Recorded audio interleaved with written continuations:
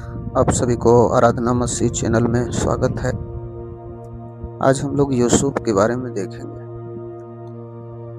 Bible में लिखा है, जब हम लोग वचन पढ़ते हैं उत्पत्ति 39 उसका 1 और 2 में, तो लिखा है, जब यूसुफ मिस्र में पहुंचाया गया तब पोतीपर नामक एक मिस्री ने, जो फिरौन का हाकिम और अंगरक्षकों का प्रधान था, उसको इस्माइलियों के हाथ से, जो उसे वहां ले गए थे, मोल लिया।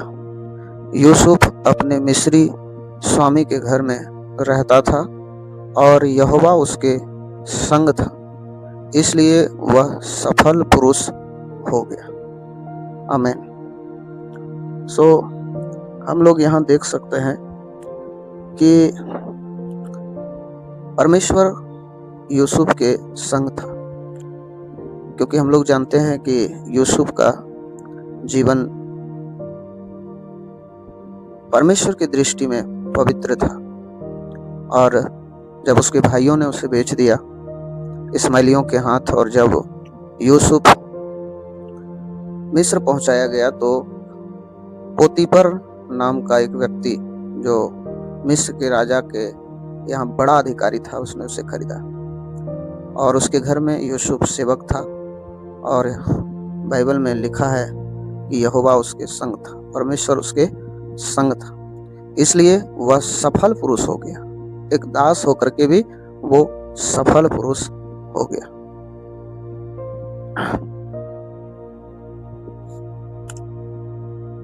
यूसुफ पोतीपर के घर में सेवक बनता है। 1 से लेकर के, यदि 39 उत्पत्ति 1 से लेकर 6 पढ़ेंगे तो वहां लिखा है, यूसुफ को मिस्र में पोतीपर नाम के अधिकारी ने खरीद लिया। परमेश्वर यूसुफ के साथ था, ये लिखा है, इसलिए वह हर काम में सफल हुआ। तो मैं आप लोगों को ये बताना चाहते हैं कि यदि परमेश्वर आपके साथ है तो आप भी हर काम में क्या होंगे? सफल हो जाएंगे, है ना। इस दुनिया में कोई आपका साथ छोड़ दे, कोई बात नहीं, पर परमेश्वर आपके साथ होना चाहिए। आपके लिए सबसे महत्वपूर्ण क्या है? परमेश्वर, है ना। यूसुफ का साथ उसके भाइयों ने छोड़ दिया, उसके साथ अत्याचार किया, पिता का साया उठ गया, लेकिन प्रभु उसके साथ था, इसलिए यूसुफ अभी एक दास होकर के भी सफल व्यक्ति है, सफल व्यक्ति है। यहां हम लोग देखते हैं पोतीपर ने अपने सारे घर का प्रबंध यूसुफ को सौंप दिया। वो खुद मालिक था, लेकिन अभी पूरा घर का मालिक यूसुफ को बनाया। आगे देखते हैं, पोतीपर की पत्नी यूसुफ को पाप के लिए उस्काती है। 7 से लेकर 12 तक पढ़ेंगे तब आपको पता चलेगा। पोतीपर की पत्नी बार बार यूसुफ से व्यभिचार करने को कहती रही। यूसुफ ने कहा, मैं परमेश्वर के विरुद्ध ऐसा बड़ा पाप कैसे कर सकता हूं, है ना। किसके विरुद्ध में? परमेश्वर के विरुद्ध में। उस औरत को कहा, मैं परमेश्वर के विरुद्ध में ऐसा बड़ा पाप कैसे कर सकता हूं, है ना। आप यूसुफ के चरित्र को देखिए, है ना। उसके सामने सब कुछ है, धन है, दौलत है, एक स्त्री है, सब है। वो धन का भी इस्तेमाल कर सकता है, स्त्री का भी इस्तेमाल कर सकता, लेकिन यूसुफ एक परमेश्वर का ऐसा दास, ऐसा भक्त, जो परमेश्वर के विरुद्ध में पाप नहीं करना चाहता, क्योंकि यूसुफ जानता है परमेश्वर मेरे साथ है तो मैं सफल हूं। प्रभु अगर मुझे छोड़ देगा, मैं पाप करूंगा, मैं असफल व्यक्ति बन जाऊंगा।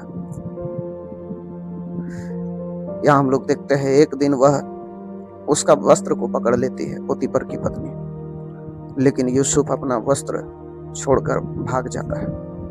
वो उसके साथ व्यभिचार नहीं करता, गलत काम नहीं करता है।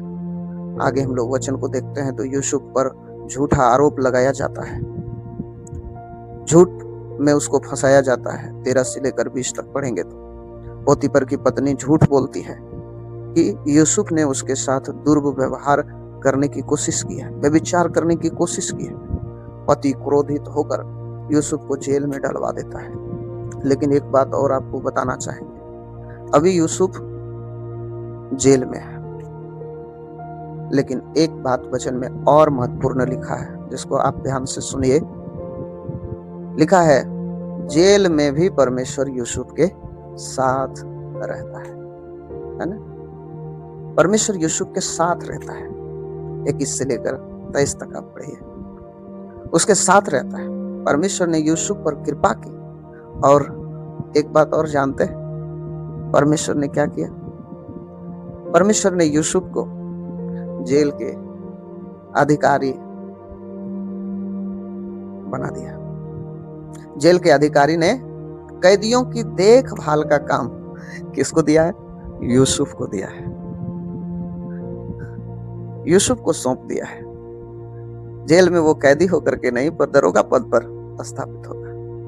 जो कुछ यूसुफ करता था उसमें परमेश्वर उसे सफलता देता था। जहां भी वो जाता था परमेश्वर उसे सफलता देता था। इस अध्याय से मिलने वाली सीख, पाप के प्रलोभन से भागना चाहिए, बुराई से हमें अलग रहना चाहिए, है ना।